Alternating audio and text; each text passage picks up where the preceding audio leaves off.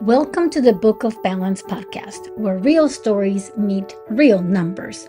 I'm your host, Patricia Oholeguy, your bookkeeper and believer that business should serve your life, not consume it.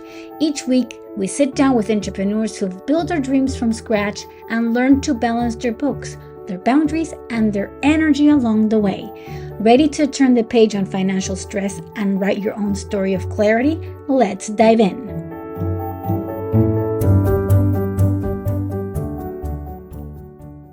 Welcome to the Book of Balance podcast. I'm your host, Patricia Oholeguy, and today we're diving into something that I think every entrepreneur needs to hear, especially if you've ever felt like a failure because you've changed directions in your business. I've recently had an incredible conversation with Megan Baxter, a social media strategist who's been everything from a bartender to a bar owner to running multiple direct sales businesses to now coaching thousands of entrepreneurs across 4 countries. And her story got me thinking about my own journey and probably yours too. And here's the truth that nobody really talks about. The entrepreneurial path is rarely a straight line.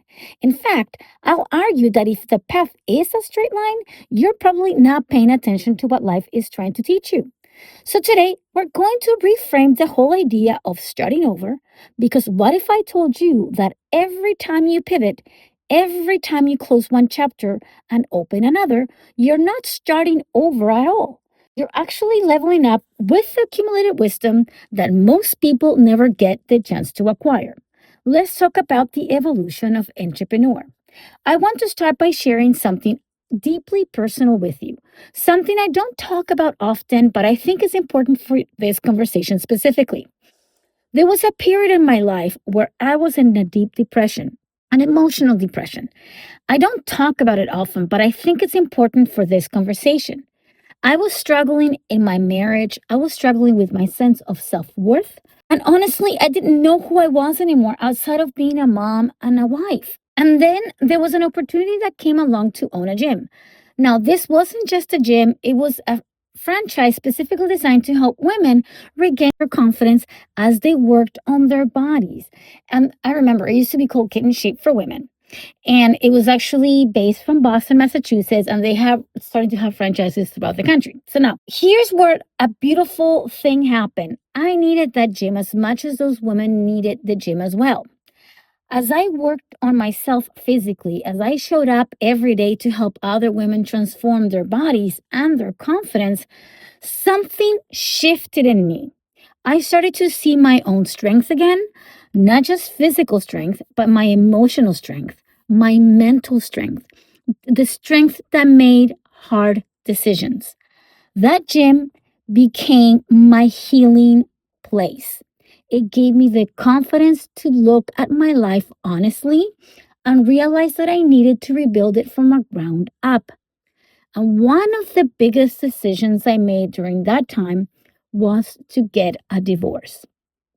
Now, when you're going through a divorce and when you own 2 businesses, I had a gym and I also had the daycare, you have to make some real tough financial decisions. I sat down and I did what I do best. I looked at the numbers. The return on investment in the daycare was significantly higher than at the gym.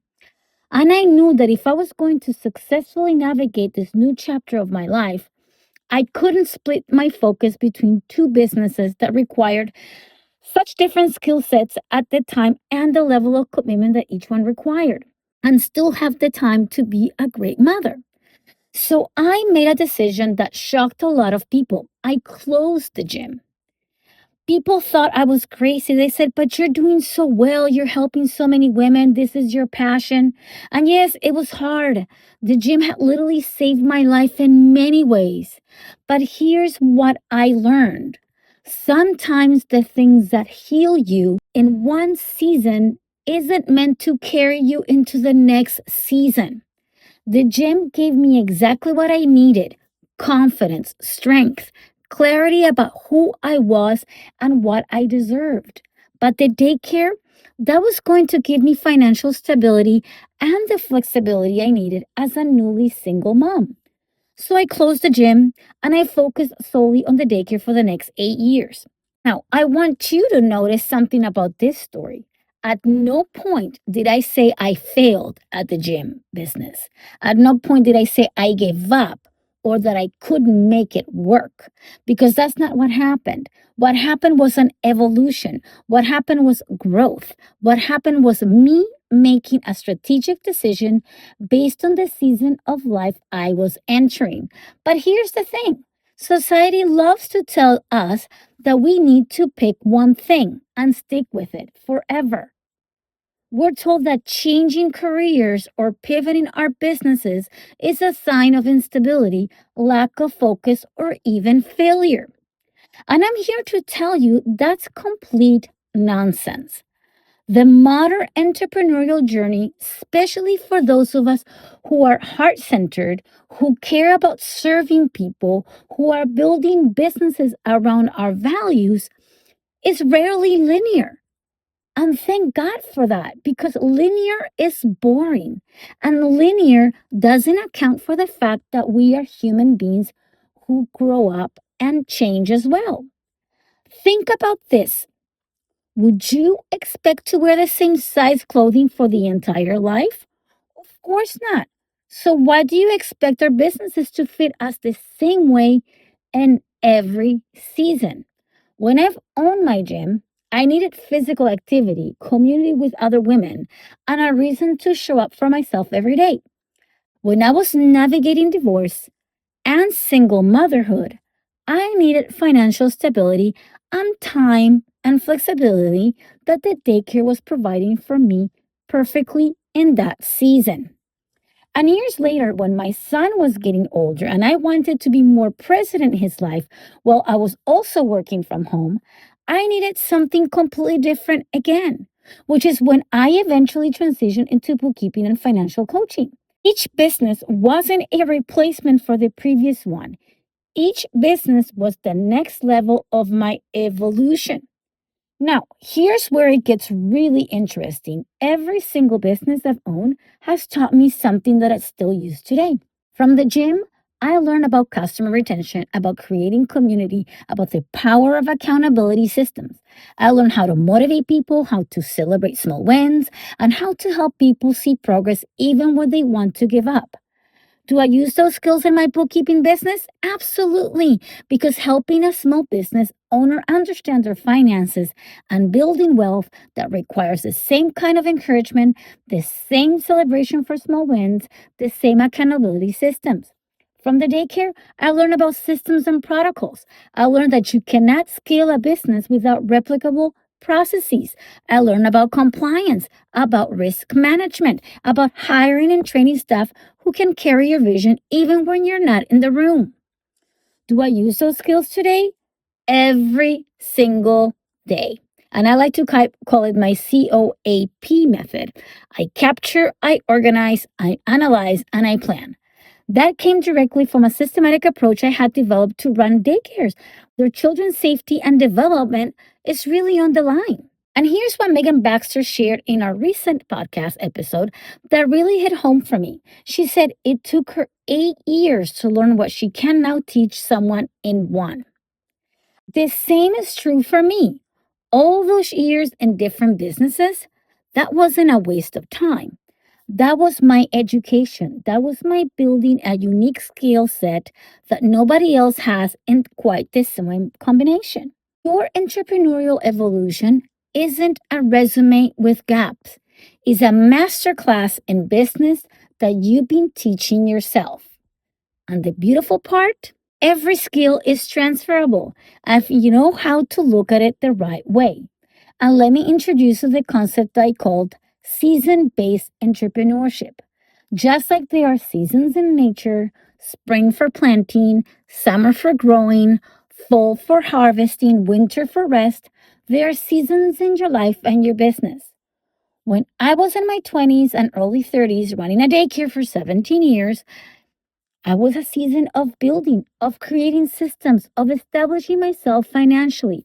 I could handle the demands because I had the energy. I had young children who benefited from being around the other children, and I had the drive to prove I could do it all on my own. But when my son hits the teenage years, I entered a different season. I needed flexibility. I needed to be mentally present, not just physically present. And I needed a business I could run from home on my own schedule that didn't require me to manage staff or maintain a physical location anymore. So I pivoted again. I closed the daycare. Another decision thought that people thought I was crazy because it was profitable and it was established. And yet I moved to a small rural town to prioritize my son's well being and to rebuild my business around bookkeeping and financial coaching, something I can now do remotely. Is that starting over? Not really. That is honoring the season I was in. And here's the empowering part. Once you recognize that your business should serve your life, not the other way around, you give yourself permission to evolve without guilt. You stop apologizing for closing chapters. You stop feeling like a failure when something that worked for 5 years doesn't work anymore.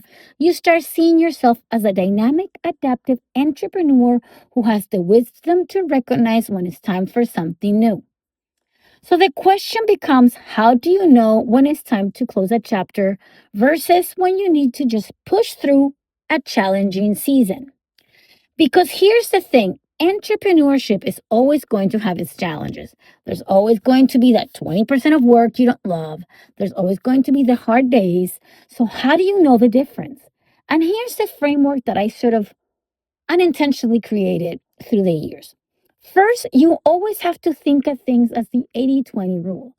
I've heard this from a different perspective, but I have learned to apply this concept in many other aspects in life as well. If 80% of your work feels like a burden, not just challenging but draining, that's a sign. But if 80% still lights you up and only 20% is hard, that's normal and that's just entrepreneurship. Second, has your why changed? When I opened the gym, my why was the personal healing and the building confidence. When I closed it, that why had been fulfilled. My new why was financial stability and single motherhood. The gym couldn't serve the new why, no matter how hard I tried. Third, look at the numbers. I'm a bookkeeper, so I'm going to say this and hang on to it. Let the data inform your decision. When I looked at the ROI or the return on investment on the gym versus the daycare, the choice was extremely clear. Emotions wanted me to keep the gym. Logic showed me the daycare was the wisest choice for that reason. Fourth, ask yourself, or am I running to something? When I chose to close the gym, I wasn't running away from failure. I was running towards a more sustainable future. That's a pivot. But if you're constantly starting new things because you're afraid or bored or avoiding the hard work, that's not pivoting, that's avoidance. And finally, trust your gut. Sometimes you just know. You feel it in your body, that voice that says, this season is complete. Listen to it and move forward. And here's what I want to leave you with today. Once I closed the gym, I wasn't afraid. When I closed the daycare years later, I wasn't afraid either because I had already proven to myself that I could build something from nothing, that I could serve people well, that I could make money, and that I could make hard decisions when necessary. That confidence, my friends, that's your superpower. Megan Baxter said something in our interview that really stuck with me. She said, you lose the fear of having to start all over again once you realize that you've been able to successfully launch a couple of businesses. And she's absolutely right. The first time you start a business, everything feels uncertain. But the second time, you know what to expect. The third time, you have patterns and systems you can replicate. The fourth time, you're a punching expert by then. Your ability to evolve isn't a weakness. You're proof that you're paying attention. It's proof that you're courageous enough to honor your growth instead of staying stuck in something that no longer serves you. So if you're listening to this today, and if you're feeling guilty about a business you closed, or if you're afraid to pivot because people might judge you, or if you're worried that changing directions means you're a failure, I want you to hear this. You're not starting over. You are leveling up. every business you've built, every career you had, every pivot you've made, those aren't separate chapters. They're all part of the same, the story of an entrepreneur who is brave enough to grow, wise enough to recognize the seasons, and confident enough to trust what there's always another level. That gym that I owned, it saved my life and it gave me the strength to rebuild it. But it wasn't meant to be forever. And that's okay. Your business that doesn't have to be forever either. It just has to be the right thing for you at that moment. If you enjoyed this episode, I would love to hear your story. How have you pivoted in your business or in your career? And what did you learn? So send me a message or leave me a review and share your entrepreneurial evolution with me. I can't wait to hear it. And if you haven't already, go back and listen to my conversation with Mega Baxter about her journey from hospitality to social media strategies. Her story will inspire you and remind you that the path is never straight. And that's exactly what makes it beautiful. And until next time, my friends, remember, balance isn't about staying in one place. It's about knowing when to shift your weight and move forward. I'm Patricia Oholeguy, and this was another episode of the Book of Balance. And until the next episode, continue to steer your ship with clarity. I'll see you soon. Thank you for joining me for today's episode of the Book of Balance podcast.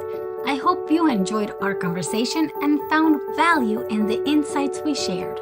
Make sure you subscribe so you never miss a future episode. And as promised during the show, you'll also find a link in the description with today's guest information, website links, and all the mentions we talked about during the episode. And if you're a do-it-yourself entrepreneur, you can join the Clarity Compass method at claritycompassllc.com. It's a monthly subscription where business owners like you dedicate just 1 hour each week to work in their books, get their questions answered, and stay consistent with their support of a community committed to financial clarity.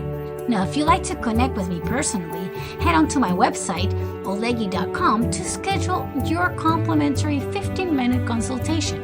It's the perfect way to get your personalized bookkeeping questions answered and explore how the white glove services can support your business. And on the last note, remember, we are not lawyers or financial advisors. Everything shared here reflects our professional opinions and is provided solely for educational purposes and entertainment purposes only. So thanks again for listening, and until next time, keep your compass set on clarity.